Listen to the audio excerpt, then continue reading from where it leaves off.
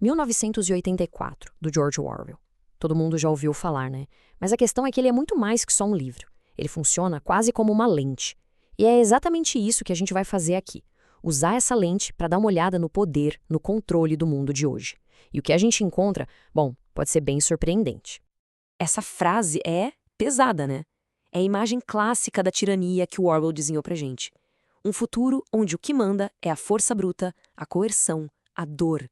É a bota no rosto para sempre. Mas e se o controle hoje em dia não tiver mais essa cara? A análise que a gente está usando como base sugere que talvez a opressão tenha evoluído, sabe? Se tornado algo bem mais sutil. Essa imagem é bem diferente, né? A de um rosto hipnotizado pela tela de um celular, quase que amando o sistema que oprime. É a ideia de um mundo onde a gente talvez esteja trocando a liberdade não mais por medo, mas sim por conforto, por conveniência, por distração. Enfim, vamos mergulhar de cabeça nisso. Então, para a gente entender essa nova imagem de controle, primeiro a gente precisa dar um passo atrás. Vamos abrir a caixa de ferramentas do Orwell, digamos assim, e entender direitinho como o regime totalitário que ele descreveu funcionava. A primeira ferramenta é a chamada novilíngua. E olha, não é só uma linguagem nova, é muito mais que isso. É como uma engenharia da mente.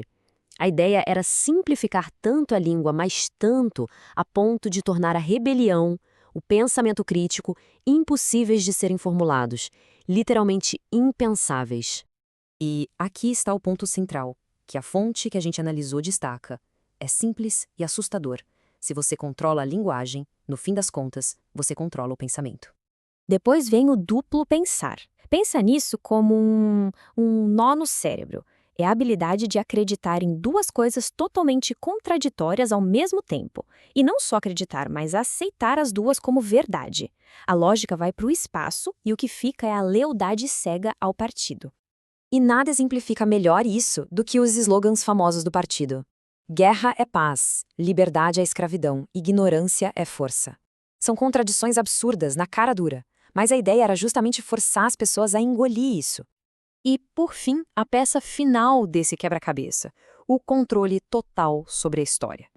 O passado deixa de ser algo que aconteceu de fato. Ele vira uma massinha de modelar nas mãos de quem está no poder, para ser moldado como for conveniente. Ok, agora que a gente já entendeu as ferramentas, vamos fazer o que a gente se propôs a fazer. Aplicar essa lente orwelliana num exemplo do mundo real. A gente vai dar uma olhada na linguagem usada numa coletiva de imprensa recente e ver se algum desses padrões aparece. Um dos pontos que chamou a atenção nessa coletiva foi uma afirmação sobre preços de medicamentos. A alegação era de que alguns preços poderiam cair 1000%. Sim, 1000%.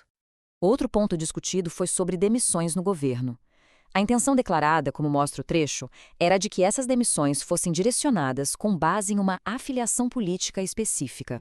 Quando o assunto foi imigração, surgiu essa frase, que apresenta duas ideias em sequência. Primeiro, que 0 pessoas estão entrando, e logo depois, que elas estão entrando, mas legalmente. A descrição de uma grande cidade americana também foi bem forte. A fala era de que o lugar estava basicamente em chamas, um desastre, onde as lojas precisariam usar compensado nas vitrines para não serem destruídas. Certo, vimos os exemplos. Agora vem a parte crucial da nossa análise. O que acontece quando a gente olha para essas declarações usando aquela lente orwelliana que a gente preparou no início? Bom, a análise da nossa fonte traça um paralelo aqui. Lembra do Ministério da Verdade, que podia simplesmente declarar que 2 mais 2 são 5?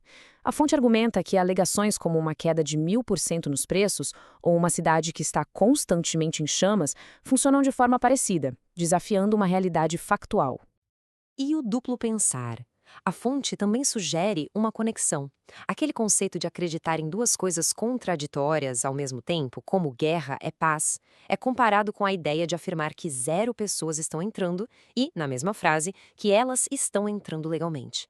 E tudo isso nos leva de volta ao personagem principal de 1984, o Winston Smith. Porque, no fundo, a grande batalha dele, segundo a nossa fonte, é a mensagem mais importante e que mais perdura do livro.